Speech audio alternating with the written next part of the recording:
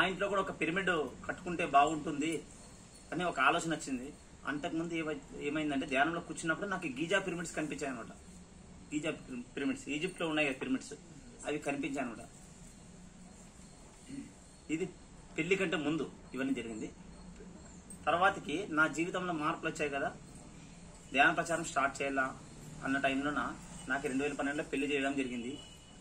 పెళ్లి చేసిన తర్వాత ఈమె తోడైంది అనమాట. ఈమెకి ధ్యానం చెప్పి అప్పుడు ప్రిపేర్ అనమాట, మొత్తం టీం ఏర్పాటు చేసుకోవడము, ధ్యాన ప్రచారం మొదలు పెట్టడము. గీజా పిరమిడ్ కనిపించిన తర్వాత ధ్యానంలోన ఈమెతో చెప్పాను, మన ఇంటి మీద పిరమిడ్ వేయించుకున్నాము, నాకు గీజా పిరమిడ్ కనిపించాయి, ఖచ్చితంగా మన ఇంటి మీద పిరమిడ్ వేయించుకున్నాము అంటే, ఇల్లు అంతా కూడాగా ఉన్నాము, మీ అన్న వాళ్ళు అమ్మ వాళ్ళు ఏమని అంటారంటే, ఎవరు ఏమనరు అంటే మా అమ్మకు ఒకటే మాట చెప్పాము, అమ్మ పిరమిడ్ కడదాం మన ఇంటి మీద అంటే, కట్టనని వాళ్ళు కూడా చెప్పారు.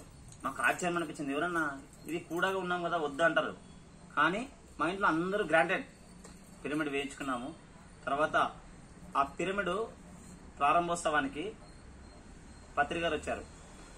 పత్రికారు అంత చిన్న పిరమిడ్ 6x6, అంత సందర్శనలు ఉంటుంది మా ఇల్లు, సందర్శనలు ఉంటుంది. అందరూ మా నేను అన్ని పిరమిడ్లకు ఏర్పాటు చేసుకున్నాను, సార్ వస్తారని.